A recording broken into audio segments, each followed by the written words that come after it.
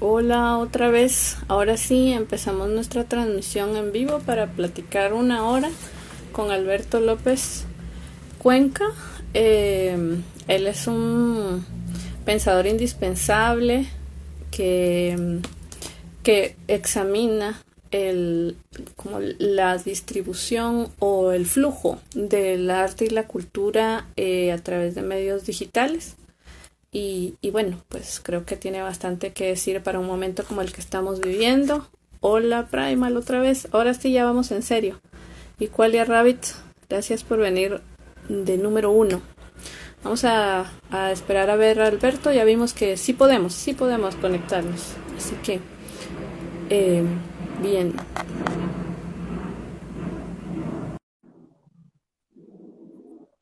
Entonces, siempre para... Ya estamos. Ahora sí. Ay, bueno, luego de nuestras dificultades técnicas, pasamos a nuestra plática ya en serio.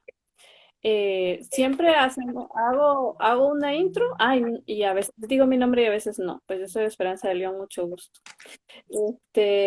Y hago también una intro del marco que nos está recibiendo a ambos, que es el CAP, que el significado de las tres letras es creatorio, artístico y pedagógico, y es una comunidad de personas que trabajamos alrededor de la formación artística, facilitarla a públicos y formación docente, con el arte contemporáneo como el vehículo para estas cosas.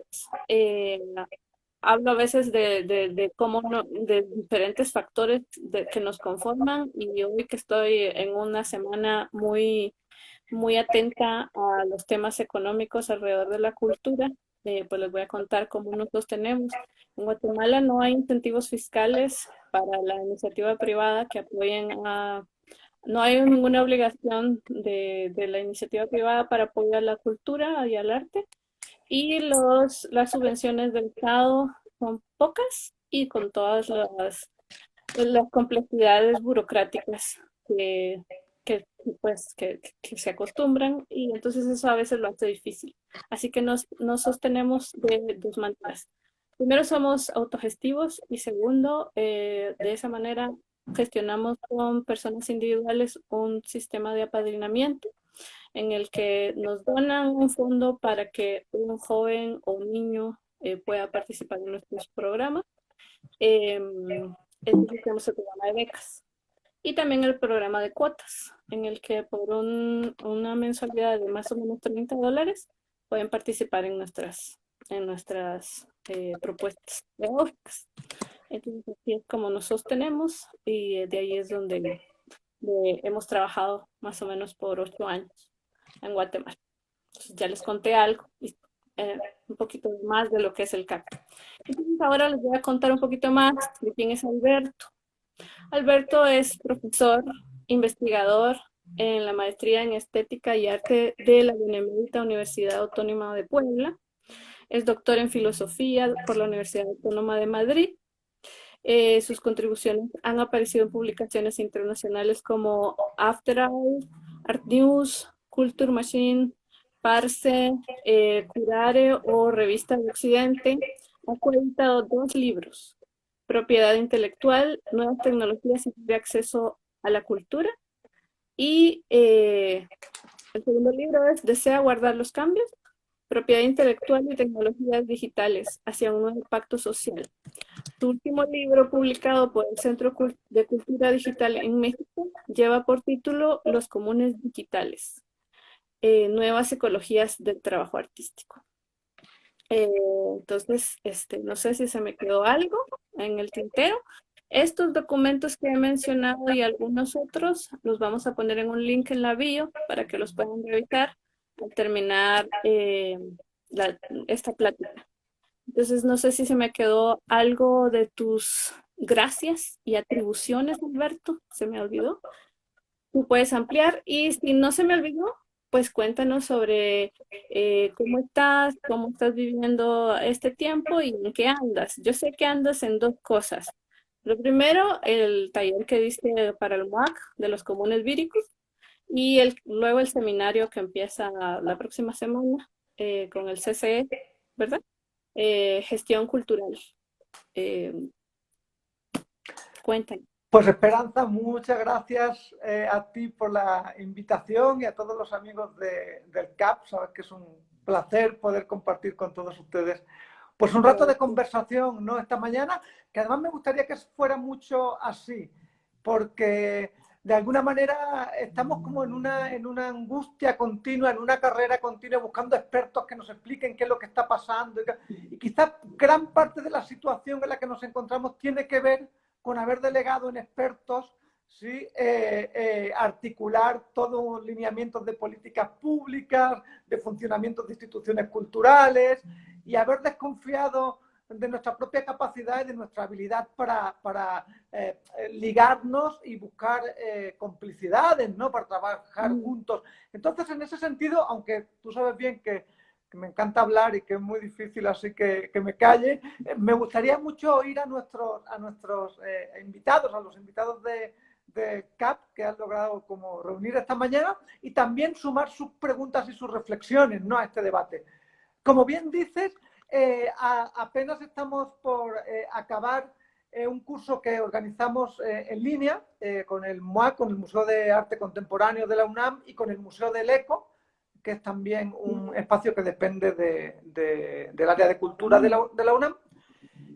Y efectivamente donde abordamos la idea de los comunes víricos y lo articulamos en torno a tres ideas básicamente, ¿no? La idea de las prácticas artísticas, de la infraestructura y de la piratería, ¿no? Que tiene que ver con volver a pensar. Tú sabes que en los últimos años, desde los 90 para acá, ha habido como una recuperación muy fuerte por distintos motivos de la idea y las prácticas de los comunes. Los comunes tienen que ver con una posición intermedia entre lo público y lo privado, es decir, puede ser tanto el cuidado de un jardín urbano como el código fuente de un software, ¿no? Donde hay una colectividad que cuida y vela por la subsistencia de ese bien, ¿no? De ese recurso, pero al hacer eso se constituye la propia comunidad con ciertas formas de gobernanza o de organización, ¿no? Entonces esto nos parece muy interesante porque, como tú bien decías, y desde luego aplica al caso del CAP, lo que se pone en juego de una manera fundamental en muchas iniciativas autogestivas, espacios independientes, ha sido, a nuestro entender, ¿no? El entender de Gabriela Méndez Cota y mío, quienes coordinamos el seminario, formas de experimentar estrategias de comunización, vamos a llamarlas así, ¿no? Y entonces lo que intentamos pensar fue en las prácticas artísticas como una forma de trabajo, y esto creo que va a ser importante porque una de las inquietudes, ¿verdad?, que te ocupa ahorita tiene que ver con la precarización de las propias formas de subsistencia agudizadas en esta coyuntura por la pandemia, ¿verdad? De cómo sobrevivir en esa coyuntura. Entonces, para nosotros es muy importante enfatizar la dimensión del quehacer artístico como no esa figura romántica, sino la figura de un trabajador cultural, es decir, que debe tener derechos, debe tener remuneración, ¿no? Debe tener ciertas prestaciones, etcétera, etcétera. Y ligar eso con la noción de infraestructura. Esto era muy importante también porque pensamos la infraestructura habitualmente como algo estático, como algo que conecta, no sé, una autopista o la red wifi, y nosotros abogamos ahí por la infraestructura más bien como un verbo. La infraestructura lo que hace es producir cosas. Ok, las infraestructuras culturales, los museos, los archivos, las bibliotecas, no son solo espacios, no son solo emplazamientos de reserva para velar pues, por la memoria o por el saber colectivo, ¿no? Sino que son formas de hacer, se pueden poner a operar de muy distintas maneras. Entonces, digamos que nuestro intento era plantear, por tanto, el trabajo artístico y la infraestructura a través de una noción de piratería, no en esa acepción castigada, vamos a decirlo así, de la piratería como un delito, como un crimen, sino la piratería quizás en su acepción etimológica, ¿no? Que tiene que ver más con la experimentación, con buscar caminos, con orientarnos, con tomar elementos y experimentar con ellos, que eso es poros, ¿no? La raíz de pirata, ¿no? Y entonces esto nos parecía que era sumamente importante. La dinámica del curso ha estado muy interesante porque se diversificó mucho geográficamente.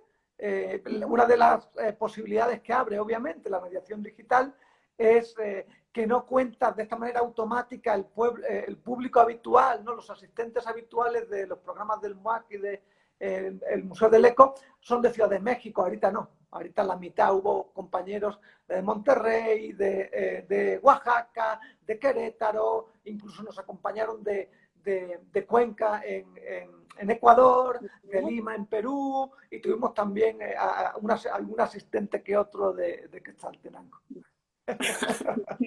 Y esto tiene que ver, y con eso acabo, efectivamente, con el Centro Cultural de España en Ciudad de México, tiene un seminario permanente de gestión cultural. Y entonces, como que tenían ya todo previsto para este año y de repente se encuentran en una coyuntura muy inusual en la que la mayoría de los espacios culturales están cerrados, en las que no puedes convocar físicamente a la gente a reunirse. Entonces han comenzado como a experimentar con otros formatos y en esa coyuntura me invitaron a conversar. Y de lo que me gustaría conversar, y es quizás una idea, Esperanza, que va a aparecer hoy aquí, es de las prácticas artísticas y yo subrayaría esa dimensión de práctica artística, es decir, no, el arte no es un objeto, sino que está vinculado, y el CAP lo tiene muy claro, con formas pedagógicas, con formas de relacionarse, con estrategias de apropiación, ¿verdad? A eso cabría mejor llamarlo como en una ecología. Una ecología es un sistema en el que se incluyen elementos inertes y vivos, yo qué sé, infraestructuras, bibliotecas, ¿no?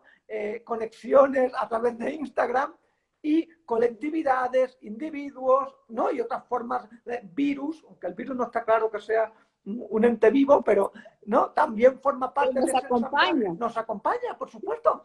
O sea, uno de los grandes transformadores, fíjate tú, de la escena cultural actual no ha sido una política cultural, un sistema de becas, un nuevo museo, no, ha sido un virus. Un artista. Ándale. Entonces, estamos en esa coyuntura intentando pensar conjuntamente, colectivamente. Ya. Bueno, pues entonces el seminario empieza el 23, ¿verdad? En el CC de México. Exactamente, sí. Bueno, mi participación ahí se vincula con Museos 3.0, que es un ciclo de conferencias, de charlas, de mesas redondas que están organizando sobre, bueno, cómo reimaginar. No es nuevo, es un proyecto que ya tiene varios años y esta es una, si mal no recuerdo, es la tercera edición. Y se encastra por una parte, se conecta por una parte con Museos 3.0 y por otra, efectivamente, con el seminario permanente. Sí. Ahí están, seguro encuentran sin problemas. Además, como todo está en abierto y es accesible en la mayoría de los casos, ¿verdad? Lo que no tenemos es tiempo, que es algo de lo que deberíamos hablar, ¿no? Hay un exceso de oferta y una carencia de disponibilidad, ¿no? De alguna manera. Pero la información está en la página del Centro Cultural de España, Ciudad de México, sí. Bueno, para que si alguien se quiere sumar. Bueno, entonces lo que nos reúne es examinar ciertas como ciertos componentes de lo que estamos viviendo y nosotros como ente, como parte de esa ecología, pues nuestros intereses están en la educación, en los sistemas de confrontación de lo emocional, cómo lo gestionamos lo emocional y el arte, por supuesto, ¿verdad? Entonces, por eso los temas de las preguntas están por ahí. Y entonces la primera es sobre las tecnologías. ¿Cómo percibes o calificas esta transformación que ha tenido que suceder obligadamente de trasladar o traducir todas nuestras acciones a medios digitales? ¿Cómo lo ves? Ajá. A ver, por una parte, a ver, quizá enfatizar algo muy importante de entrada. Desmontar la idea de que las tecnologías son herramientas, es decir, como si las tecnologías fueran algo que conectan a un emisor y a un receptor que ya estaban ahí como constituidos de antemano, ¿no?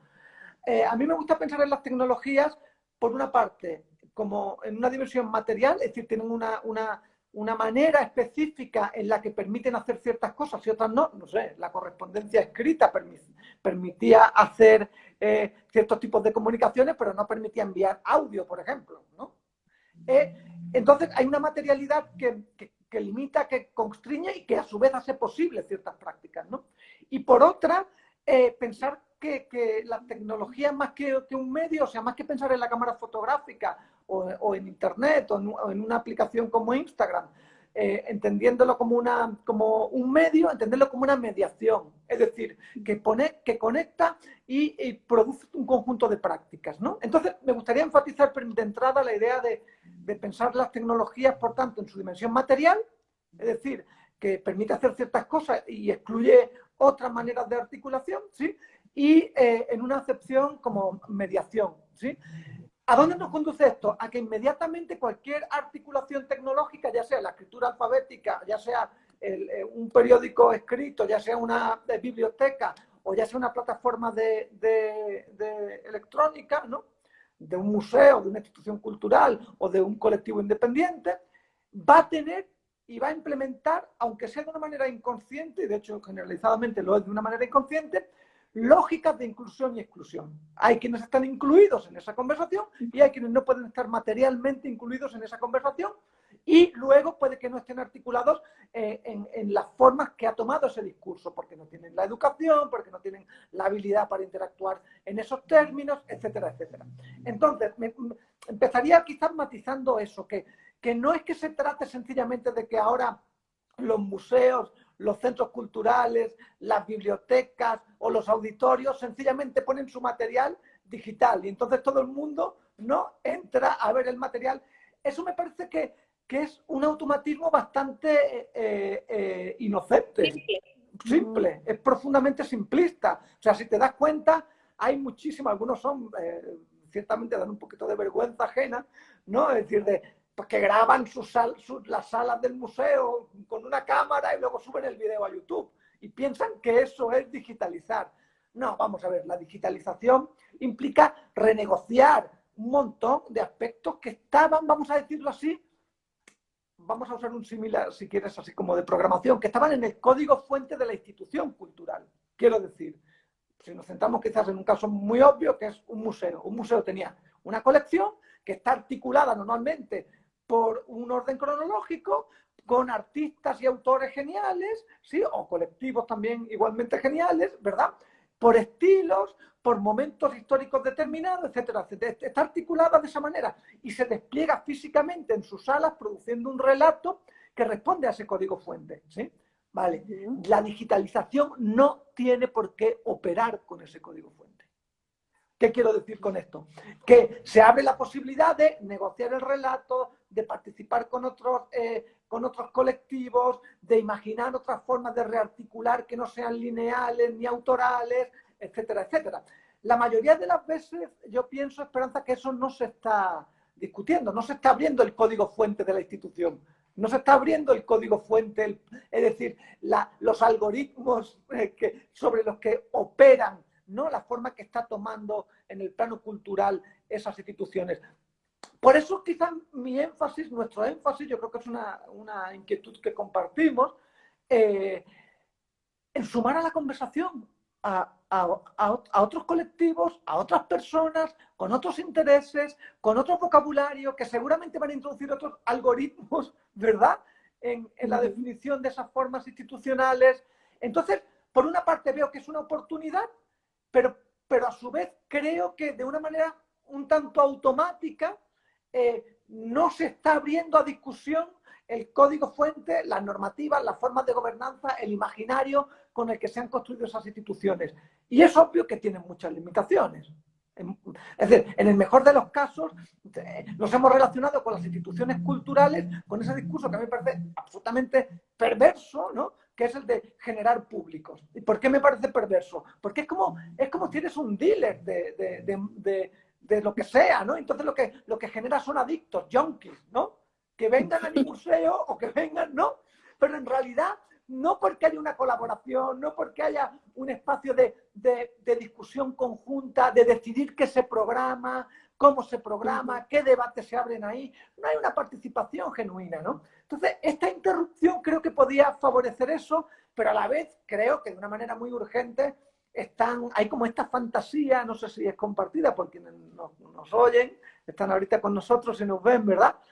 De volver cuanto antes a la normalidad. Como que esto es un mal sueño, esto es una pesadilla y en cuanto acabe nos volvemos a donde estábamos, ¿sí?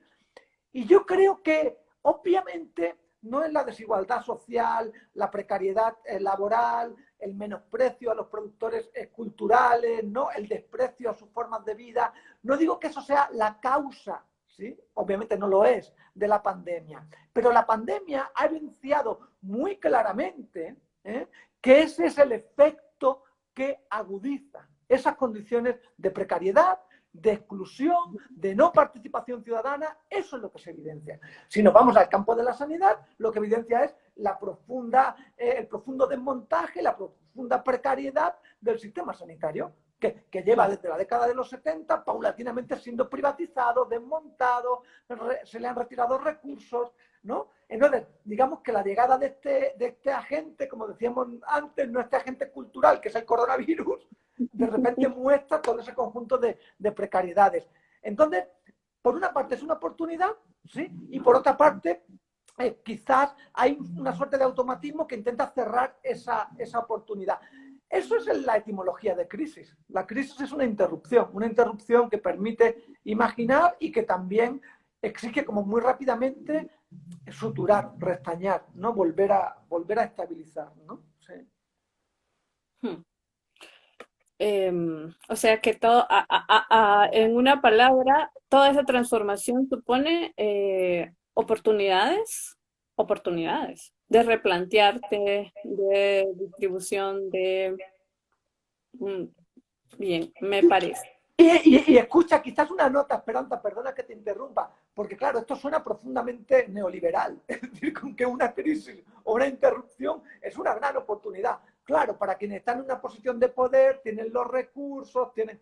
Ese es el problema, obviamente, ese es el problema, que en una situación de interrupción y con una asimetría social tan fuerte en países como México y Guatemala, la lógica de exclusión social de entrada deja fuera a un montón de actores que no van a poder participar en redefinir los términos que suturen esa crisis, ¿no?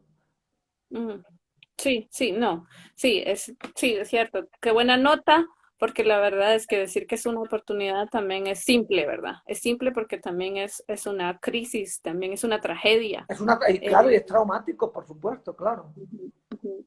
Pero pues personalmente la lucha es mantener un poco el centro para poder tener los ojos abiertos, estar atenta y ver cómo justamente nos cuestionamos cosas, cómo justamente encontramos vías para que esto pueda servir como un impulso para, para replantearnos cosas urgentes. ¿Verdad? Claro. Y bueno, entonces la situación, como dijimos, este agente ha venido a modificar no solo la experiencia cultural, sino que también la experiencia educativa, que es un tema que a nosotros nos ocupa, ¿verdad? Pensamos mucho en la necesidad de reevaluar y reconfigurar también y plantear que es necesario renovar y revisar el sistema de educación, cómo se está desarrollando hasta ahora. Entonces, ¿cuál crees que podría ser el papel de la educación artística en posibles nuevos modelos que pudiéramos empujar? Ok, de nuevo, yo creo que esta charla debería llamarse ambigüedad, porque creo que sí, igual que hay una oportunidad y un momento de censura con esas mediaciones digitales, no es decir, como va a tomar una nueva forma de exclusión social, hablábamos antes, ¿no? Y en el caso de la educación pasa algo similar. A ver, claro que me parece que de nuevo, como hay este momento de inoperancia, de atasco, se nos permite como pensar, discutir, no sé si participar directamente para expresar de una manera o intentar articular de una manera quizás más precisa cuáles son nuestras necesidades, dónde estamos ubicados y qué creemos que es lo que debería estar pasando ahí. A mí en esa coyuntura me parece que es un momento excepcional para volver a reivindicar un carácter, Esperanza, transversal de la educación artística. Es decir, la educación artística no es una materia, ¿sí? No es un curso, ¿sí? Ni siquiera es una carrera. Es decir, la investigación artística y la educación artística creo que tiene que ver con una actitud crítica y reflexiva respecto a los saberes, las formas de organización, las formas de circulación, las estrategias de interpelación. Eso es lo que me parece que se pone en juego de una manera muy, muy notable. O sea, ¿qué quiero decir con esto? Que quizás uno de los aspectos más relevantes de gran parte de la práctica artística significativa, al menos del siglo XX, y que se desborda, ¿no?, a inicios del siglo XXI, fueron aquellas que se interrogaron qué estaban haciendo, por qué estaban haciendo eso así, ¿sí?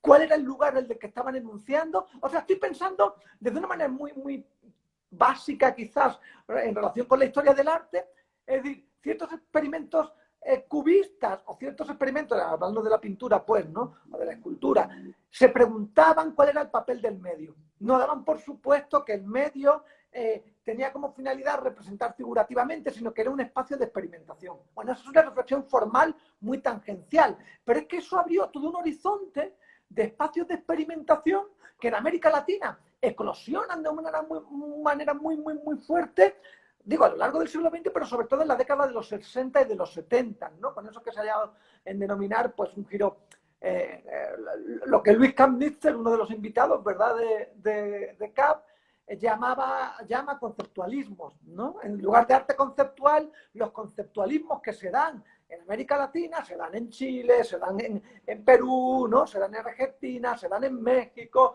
tiene sus casos seguramente en Guatemala. Se preguntaban no solo qué producir, sino para quiénes producir y cuáles eran los espacios, las condiciones materiales donde tenían que circular esas obras. O sea, tú imagínate que un continente sumido en la dictadura y la represión, obviamente no podía criticar esas condiciones políticas, ¿sí?, haciendo fotos y colgando acuarelas en la Casa de la Cultura. Para empezar, no los iban a dejar, los iban a censurar. ¿A dónde los fuerza eso? Bueno, a imaginar para qué trabajan, para quiénes trabajan y qué espacios tienen que articular para esa circulación. Entonces, lo que estoy diciendo con esto es que hay ciertas prácticas artísticas a lo largo del siglo XX, porque luego tenemos como una urgencia por pensar que es que hemos descubierto el hilo negro y que ahora todo está pasando. No, muchas veces nos quedamos sin memoria, ¿no? Y necesitamos producir también memoria, no historia, memoria. ¿Sí? Donde la historia es como ese gran relato que nos dicta cuáles fueron los grandes logros. No, la memoria es qué relación mantengo yo con esa historia, pues, y cómo puedo apropiarme de ella, escribirla aquí, compartirla con otros, ¿no? Vamos a decirlo así, desacralizar, ¿no?, ese gran relato, esa gran historia. Entonces, tanto la investigación artística como la educación artística, que a mí me parece que es relevante y significativa para la coyuntura actual, embona, engarza con esas otras prácticas, ¿no?, que tenían que ver con preguntarse, insisto, ¿dónde estamos? ¿Qué estamos haciendo? ¿Por qué estamos haciendo esto así? ¿Para quiénes? ¿No? Y eso me parece que es sumamente relevante, tanto para una crisis como la actual con el coronavirus, ¿sí?, como para la crisis que se produce en Guatemala en 2015 y que acaba derrocando un gobierno, o para la coyuntura que se produce a partir de 1997 con los acuerdos de paz. Todo eso son momentos en los que las prácticas artísticas reflexivas, críticas y situadas, esas formas pedagógicas en las que el propio CAP se inscribe, ¿sí?, juegan un papel fundamental. Ok, esta es la parte optimista. La parte pesimista es, híjole, ya hay una coyuntura, desde hace mucho tiempo, incluso en las universidades públicas, o sea, vamos a pensar en el caso de Guatemala. A mí me gustaría mucho, por eso también oír y compartir con nuestros interlocutores, ¿verdad, Esperanza? O sea, quitando a la USAC, la Universidad de San Carlos, que es una universidad histórica del siglo XVII o en fin, como, ¿no? Todas las demás, es decir, la Landívar, la Marroquí, la del Valle, etcétera, etcétera, etcétera, son universidades privadas que se fundan a partir de los 60 y yo creo que la gran mayoría de ellas, además, en los últimos 20 años, 25 años, ¿sí?, quitando a estas que quizás son de los 60, es decir, a donde voy es que ha habido una profunda privatización de la universidad. ¿A dónde va la universidad privatizada? El saber privatizado. Uno, o bien a generar ingresos económicos, su prioridad no es educar. Su prioridad es generar ingresos. No nos confundamos con eso. ¿Que tienen que dar clases? Bueno, pues dan clases. Si les fuera mejor haciendo canapés, pues harían canapés. Pero bueno, han entrado a la educación. Y entonces, eso ha exigido la manera en la que la privatización de los modos de producción operan es recortando gastos. Uno de los ámbitos donde recortan gastos, evidentemente, es en la mano de obra. ¿Qué es lo que ha ocurrido entonces? En la universidad pública también.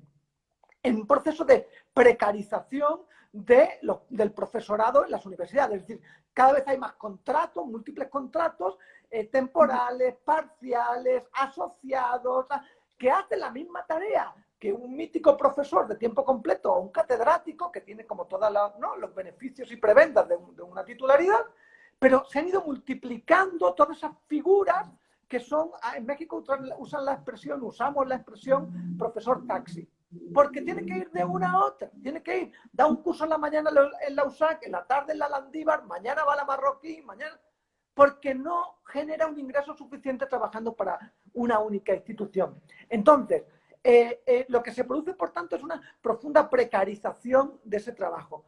Yo llamo a eso la universidad sin profesores. O sea, el sueño, el wet dream, ¿no? El sueño húmedo así, fantasioso de la universidad neoliberal es una universidad que no tenga profes. Esta coyuntura ha dado la situación ideal para, vamos, te lo digo, mi propia institución, una institución pública, centenaria, con un presupuesto mayor al del propio ayuntamiento de la ciudad, es decir, es una ciudad dentro de la ciudad. Hace poco nos mandan un correo a todos los profesores para que diseñemos un curso, es decir, le hagamos el programa, las actividades, las respuestas a los exámenes y sus respuestas, las guías, y nos van a pagar, creo que no llegaba a $900. ¿Cómo interpretas eso, Esperanza? Que sobran los profes, danos la estructura y nosotros ya veremos cómo la haremos. Tú ya no tienes que dar la clase, se la damos a alguien al que pagamos una quinta parte, ¿no? Eso por una parte, es decir, por una parte veo una amenaza clarísima, clarísima, para precarizar aún más, para vaciar aún más a la fuerza laboral de la universidad, ¿no? Al profesorado. Porque se han dado cuenta que en realidad, imagínate qué maravilla, no pagan luz, no le tienes que pagar cubículos, no tienes que comprar garrafones de agua, ni café, o sea, hay un gran recorte. Tú te lo pagas en tu casa, tú te lo pagas en tu casa. Entonces, esa evidentemente es una de las líneas. La otra es todavía peor, ¿quién es el gran beneficiado? Decía un amigo, Gregory Cholet, ¿no? Decía, el gran beneficiado de toda esta pandemia es Zoom. Zoom, Instagram, es decir, lo que vamos a ver en un lapso de tiempo muy corto es la entrada de Google, de Microsoft, de Apple, que ya lo habían hecho Apple, sobre todo al sector de la educación. Van a entrar con una mentalidad empresarial. Y eso va a ser muy difícil de combatir, muy difícil de eludir, porque tienen las marcas, tienen los recursos, tienen...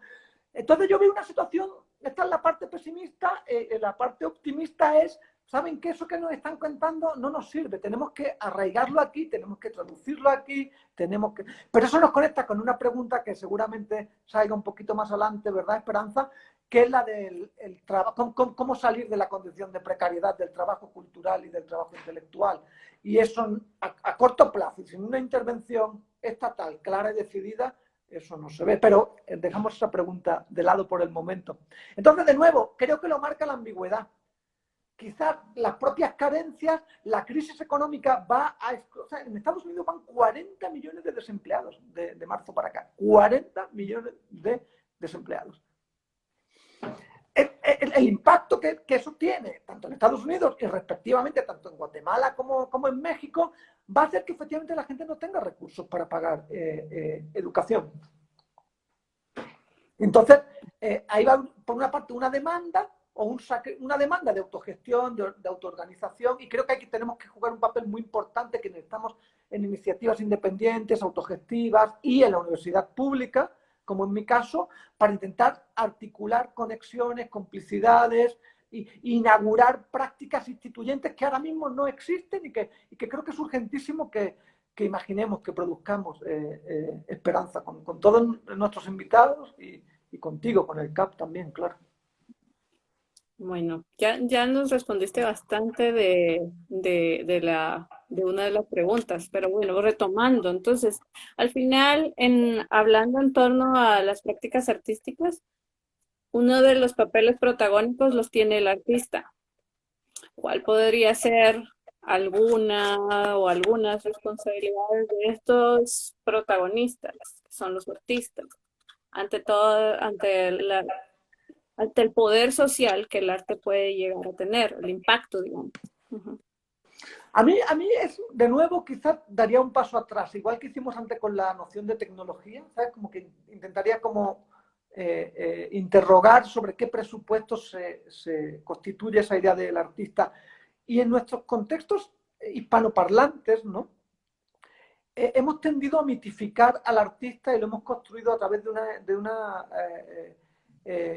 hemos configurado a través de una figura eh, altamente romantizada, altamente independiente, genial, ¿sabes? Con una gran claridad y en algunos casos con un compromiso social, ¿no? Que decide tomar, ¿no? A mí me parece que esto es sumamente problemático. A mí me parece que esa figura del artista es la excepción, no es la regla. La mayoría de los artistas no trabajan así.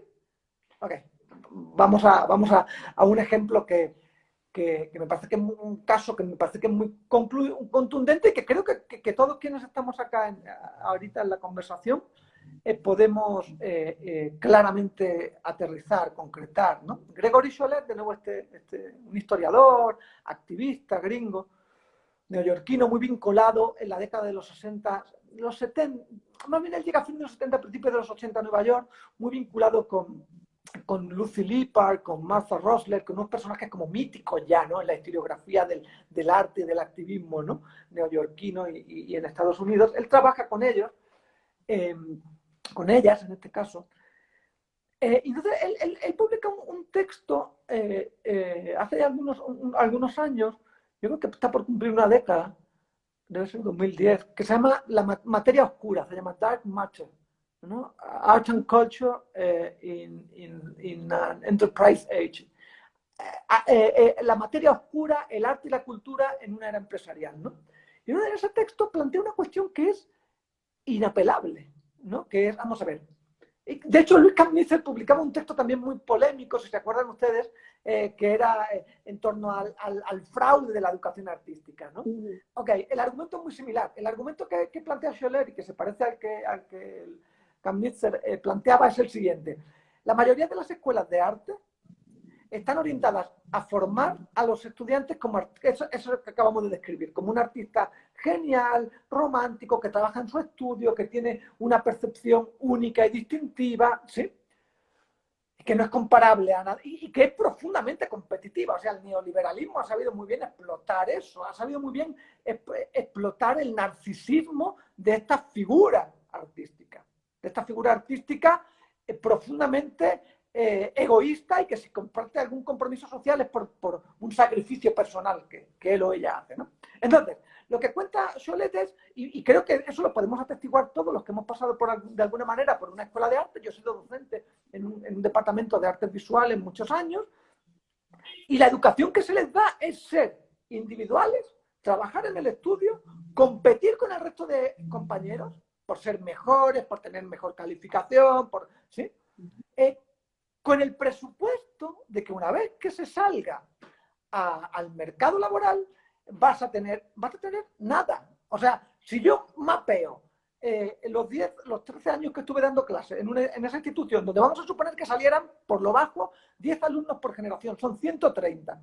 Si tú me preguntas, de esos alumnos que fueron formados, ¿no? como artistas competitivos, genios y quizás comprometidos socialmente, ¿cuántos viven de producir obra para el mercado del arte? Ninguno. Ninguno. Entonces, aquí está la cuestión clave que plantea Scholler, es decir, ¿cómo están siendo subjetivados esos artistas? Están siendo subjetivados de una manera que responde a una lógica, bueno, la que acabamos de escribir, ¿no? Idealizada en términos románticas, de un genio solitario, etcétera, etcétera, etcétera.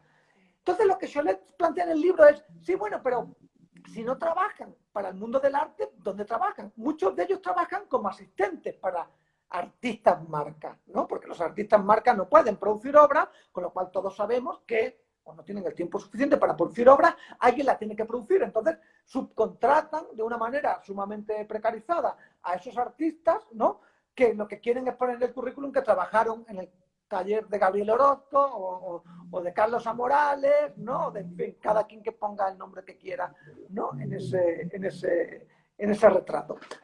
Pero Scholler dice, bueno, aún así, todos no están ahí. ¿Qué es lo que hacen? Dice, lo que hacen son hacen asociaciones, hacen colectivos, se vinculan con otros actores sociales, traducen sus formas de saber quizás a otros espacios, ¿no? A una iniciativa editorial, se ligan con colectivos hackers, qué sé yo. El asunto es Dan que, clases.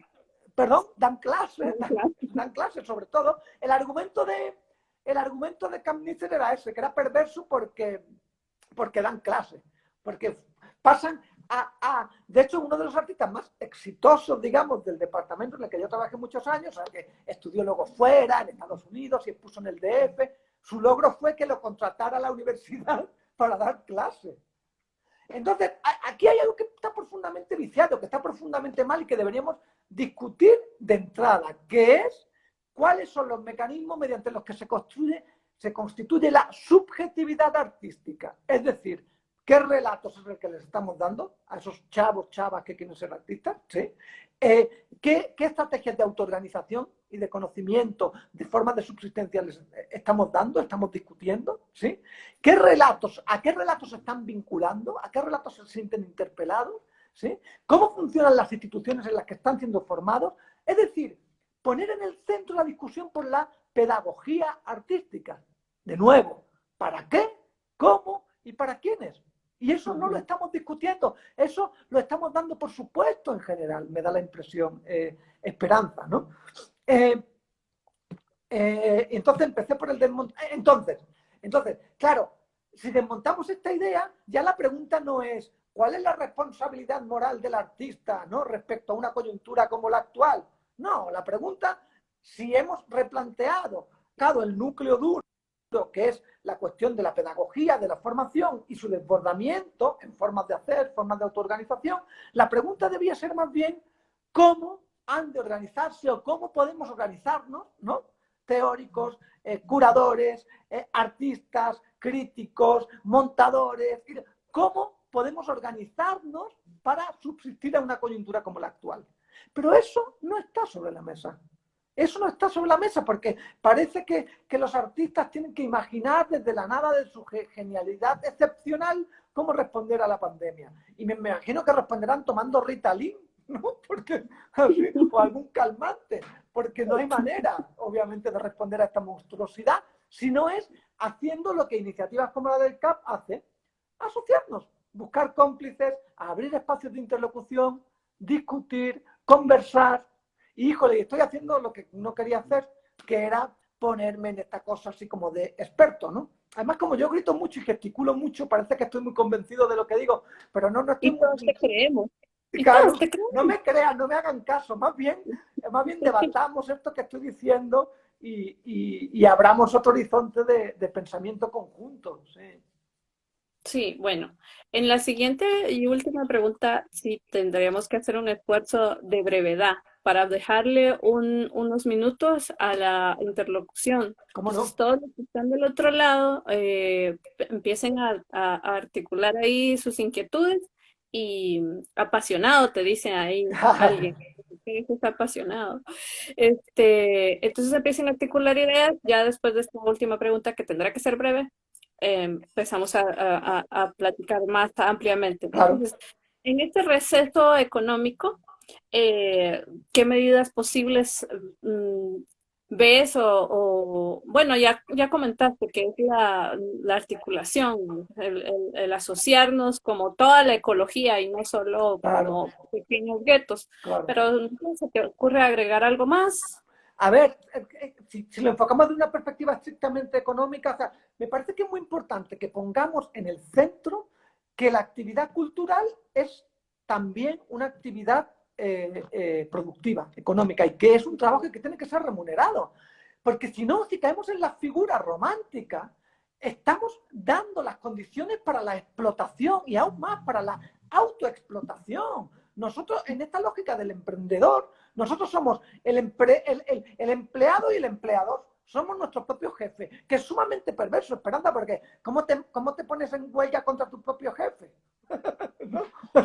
Si eres tu propio jefe, ¿no? ¿Cómo haces una huelga? ¿O cómo le reclaman mejores condiciones laborales? ¿O cómo, no? Es como un círculo ahí vicioso. Pero, en fin, lo que estoy diciendo es que tendemos a mitificar, y yo soy el primero que también, como ustedes, seguramente tenga una alta expectativa de las prácticas artísticas, que pensemos que ahí pasa algo excepcional, experimental, que no está dicho, que es disruptivo, que es crítico, pongan ustedes el adjetivo que quieran. Y yo probablemente esté de acuerdo con eso, pero a su vez parece que si aceptamos eso, no somos trabajadores como el resto de trabajadores. Y sí lo somos. Y esto me parece que es una cuestión fundamental que tiene que ser enfatizada. Es decir, tiene que reconocerse la figura del artista como de un productor cultural y por tanto tiene que ser remunerado, contratado, protegido por las instituciones sociales, públicas, es decir, la sanidad, ¿no? la educación. Ya también sabemos que eso cada vez está más acotado y restringido. Pero me parece muy importante reivindicar esa dimensión. Uno, que el trabajo que hacemos los productores culturales, que hacen las productoras culturales, es un trabajo. Luego, hay una cuestión fundamental acá, es la asociación. Miren, sin asociación, a lo mejor está muy de modé el término, ¿vale? Sin sindicatos, sin colectivos que no negocien como bloque, es decir, sin asociaciones de artistas visuales, sin asociaciones de performanceros, no hay posibilidad de negociar. Hay modelos. A mí uno de los proyectos que me parece que llevan muchos años funcionando, que tienen modelos de contratos, términos para negociar con la galería, cuánto vale una pintura de tal dimensión, ¿sabes? Como que te da una dimensión económica de la cultura híjole, y me alarmo de estar yo hablando de esto porque soy el primero que está contra la economización de la cultura, ¿vale? Pero creo que hay que reconocer que eso es un trabajo cultural. Pues bueno, ese colectivo es la Asociación de Artistas Visuales de Cataluña. Les recomiendo que entren a la página, que vean qué tienen ahí. Han hecho estudios, documentos, cuál es su participación en la cultura. Perdón, en la cultura no, en la economía de la ciudad. Por ejemplo, vamos a poner un caso interesante que en Guatemala, además, tengo que ser breve, ¿verdad? En Guatemala es fundamental, o sea, el discurso de la Fundación Crecer, ¿no? Los festivales del centro histórico, de los 4 barrios, ¿no? El paseo de la Sexta, toda la lógica de la gentrificación. ¿Qué papel juega ahí el arte? Y la cultura, en la reconfiguración del espacio urbano en Guatemala, ¿sí? Bueno, lo que dicen los artistas visuales de Cataluña es: queremos nuestra cacho del pastel. ¿Por qué todo se lo vaya a ver a Saúl Méndez? ¿No? Nosotros estamos trabajando en unas condiciones precarias. Esto es nuestro trabajo, queremos ser remunerados. Entonces creo que la asociación ahí es muy importante. Y luego, desde luego, nada va a funcionar si no hay esperanza, voluntad política. Y eso está muy complicado. O sea, para empezar, en Guatemala me parece que es imprescindible una reforma a la ley de espectáculos públicos, que es una ley que básicamente de la década de los 50, que dificulta enormemente ocupar el espacio público, no tocar, hacer eventos en vivo. Eso requiere una reestructuración. Y también un replanteamiento de las asociaciones. En general, las asociaciones más fuertes, entre muchas comillas, están asociadas con la música en el caso de Guatemala, ¿no? A Gimpro y a EI, ¿no? Que son las... ¿Dónde están las demás? Sí, Perdón, sí. ¿Dónde están las demás? ¿Dónde están el resto de asociaciones que velen por los intereses de sus afiliados? De los pedagogos artísticos, de los performanceros, de los teatreros, de la... ¿Sabes? No digo que hagan sindicatos, pero si no te aglutinas, y en el caso de Agimpro y demás, están articulados a un marco legal que es notoriamente insuficiente, que es la ley de derechos de autor y derechos conexos. Dicho por una abogada, como tú sabes, el año pasado estuvimos trabajando en el Centro Cultural de España, precisamente ahí, ¿no? En la Sexta, ¿no? En el Cine Lux, ¿no? En un proyecto que me pareció súper interesante. Pueden descargarse el texto resultado de eso, hubo un montón de jornadas de discusión en torno a los límites y posibilidades de la propiedad intelectual, ¿no? En el contexto de la producción cultural en Guatemala. Y ahí una abogada, Jania Kruk, dijo textualmente: la ley de derechos de autor no asegura una remuneración suficiente a los artistas. Dicho de otra manera, las regalías no aseguran un ingreso mediante el que puedan vivir los artistas. Luego, esa ley no es la que necesitamos, ese marco legal no es el que necesitamos para asegurarnos ingresos dignos para los trabajadores culturales. A ver, Guatemala, como bien decían algunos de los compañeros en esas jornadas de discusión, tiene unas leyes fantásticas, están súper bien asesorados, ¿no? Con agencias internacionales, sí, el asunto es que tiene que haber voluntad política, no bastan solo las leyes. sino la intención de que eso se traduzca. Pero no hay que esperar a la voluntad política, hay que tomar la iniciativa. Eso iba a decir. O sea, si no hay voluntad, también entonces a través de de este esfuerzo colectivo podemos empujar, pero cada quien en su soledad y en su No, esquina. no. Y eso es quizá uno de los presupuestos de esta pandemia que a mí me genera una gran rabia, una gran frustración, es que se ha asociado, ¿sabes? Como que la seguridad, el cuidado, a una manera profundamente individual y aislada. No digo que salgamos en masa a la calle como los suprematistas gringos armados con pistolas, pero, a ver, no podemos asociarnos, colaborar, enterarnos de cómo están nuestros compañeros, compañeras del edificio, del barrio, no, eso no se ha planteado, ¿sabes? Y creo que es muy importante volver a pensar en formas de asociarnos y de cuidarnos, rescatar un cuidado que no esté delegado en la voluntad política o como dice la compañera, ¿no? en el Estado fallido. Ok, bien. Bueno, entonces, uff, siempre siempre es muy rico oírte, alimenticio.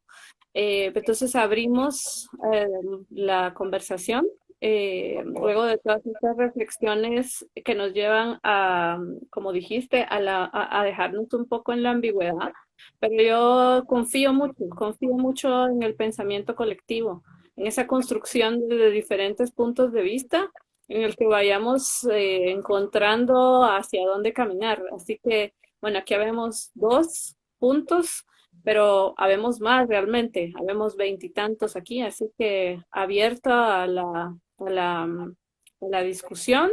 Aquí tenemos, voy a pasar y leer un poco de los comentarios. Jasmine dice que está de acuerdo, que en esa estrategia de gentrificación el papel del arte y la cultura y los artistas es temporalmente ser invitados a hacer a proveer de sensualidad a los espacios gentrificados y de una manera no monetizada, digamos, que te dan intercambio, que te dan publicidad, que te dan visibilidad, no sé qué, y pues se escapa la parte del reconocimiento económico. Saludamos aquí también a Maya, que se unió, Maya Huracán, Jessica Cairé, Karen Betancourt, Marcela Senelato. Hola, Alejandro Palacios, Alfonso Parutz. Tenemos aquí entonces gente de la música, de la plástica, del diseño, te cuento. Marcela, de Cuerpo Estratégico en México. Hugo Pérez, Plataforma Caníbal, hola. Meli Ríos, bueno, un montón de gente. Vamos a ver quién más anda por ahí. Oscar de León, José Benjamín, la Karina Paola, Sara Getro, o Jetro, no sé.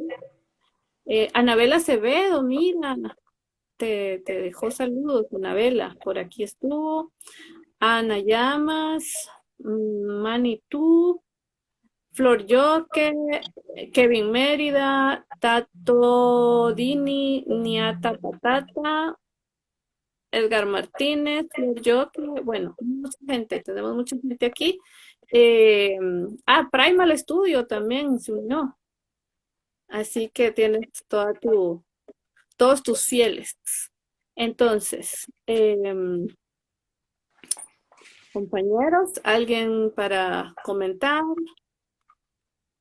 Mandan felicitaciones. ¿Y después qué? ¿Y después qué? Dice Jasmine. No sé, después qué. Bueno, nos organizamos ¿Sabes qué? Yo creo que muchas veces tenemos como una obsesión por el resultadismo, ¿no? ¿Por qué no pensamos más bien cómo? En lugar de qué, ¿sabes? Como que me parece que es igualmente importante discutir cómo, o sea, cómo es que queremos, ¿no? Educarnos, cómo es que queremos pintar, montar videos, intervenir en el espacio público, escribir textos, armar una editorial. Creo que es tan importante eso como el resultado y creo que solemos ser sumamente inerciales en ese sentido, ¿sabes?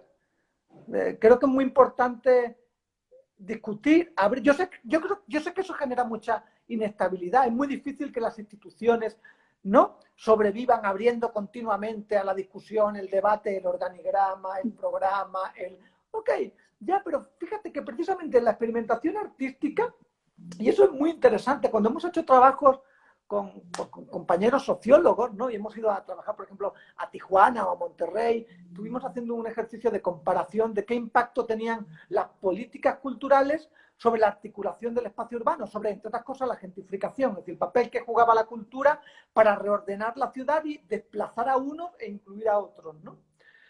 Y no era muy interesante porque cuando hablábamos con los colectivos, siempre decían, no, bueno, esto duró 3 años, duró lo que duró el proyecto. Bueno, no, en realidad no nos interesa tanto. Entonces, los sociólogos que estaban en el proyecto decían, pero no entiendo, vamos a ver. La prioridad de una institución es subsistir como institución. Quiero decir, vamos a ver, por ejemplo, una universidad, ¿no? La prioridad de una vez que está la universidad funcionando, si titula a los alumnos o no, si los alumnos hacen una tesis o no nefasta, si plagian o no, bueno, son inconvenientes, pero la prioridad es subsistir como institución. Y lo mismo va para el Partido Comunista guatemalteco o mexicano o español. Una vez que se constituye como partido, la prioridad es que la gente pague las cuotas de inscripción. Si luego viene la revolución, pues ya veremos. Pero lo que estoy diciendo de una manera un tanto provocadora es que una institución tiene como fin prioritario la subsistencia de la institución. Entonces, abrir el espacio a discusión de sus formas de gobernanza, de toma de decisiones, ¿no? De objetivos, eso normalmente lo posterga, lo bloquea, lo dificulta enormemente, como pueden ver ustedes en cualquier institución en la que hayan trabajado o con la que estén asociados. Por eso digo que es sumamente importante, como una suerte de ejercicio indisociable de las prácticas culturales, abrir el espacio de discusión también a la forma instituyente que toma un proyecto como el CAP, por ejemplo. ¿No? O sea, creo que no podemos disociar el qué viene después del cómo viene. A lo mejor lo que viene después es un desastre, o sea, pintamos fatal, escribimos de la patada, nadie nos cita, sí, pero configuramos un grupo de trabajo, una forma de toma de decisiones que puede que sea la obra y no lo que viene después. Tenemos una pregunta por aquí, bueno, varias. Una es cómo lidiar con esa subjetividad individualista de la educación artística en esta materialidad digital, dice Niata Patata. Y hay otra de Cristian Florioque, de cómo y dónde romper los santuarios. ¿Romper los santuarios? Está buena esa, sí. Y bueno, entonces es como cómo lidiar con la subjetividad en este medio y cómo romper. Ok, creo que se pueden conectar las dos de alguna manera. A mí hay un texto que creo que está por ahí circulando, si no se los mando, que de una manera un tanto provocadora o apasionada, como de una manera muy amable decía alguien antes, ¿verdad? No es provocador, es apasionado. Reflexionaba sobre la crisis de la historia del arte. Primero habría que preguntarse dónde se da esa crisis, si se da o no. El gran debate ciertamente se dio en el terreno anglosajón. ¿Sí? Es decir, a partir de la década de los 70 se produce una suerte de interrupción de un modelo narratológico, es decir, de un relato que decía que la historia del arte era una secuencia de estilos, autores, ¿no? Articulados por técnicas, no sé, en el caso de la pintura, no, pues todos sabemos ahí, ¿no? De una manera u otra, como el impresionismo da pie al puntillismo, Cézanne en la antesala del cubismo, el cubismo del dadaísmo, el dadaísmo del surrealismo, y así subsecuentemente, ¿no? Donde había además básicamente hombres blancos geniales, ¿no? Alguna mujer excepcional, ¿no? Y algún Wilfredo Lam así bizarro, ¿no? Se nos va a cortar pronto. Ok. Y entonces, ¿y eso es bueno o malo? O sea, cuando se nos corte, ¿nos despedimos? No, cuando se nos corta, se nos corta. Ok. Entonces, Así que, acabo muy rápidamente. En la década de los 70 se produce una crisis que está vinculada a los movimientos del 68, por una parte, a movimientos feministas, a movimientos raciales y a ciertas posiciones postmarxistas que desmontan esa historia del arte hegemónica. No me voy a poner ahora aquí a dar nombres. Pero hay otro elemento que es crucial, que es el giro audiovisual de dispositivos como la tele, como el video. La gran mayoría de nosotros hemos interactuado con la historia del arte a través de la mediación electrónica, ¿sí? Ok, creo que el giro digital contemporáneo lo que abre es la posibilidad de replantear ese gran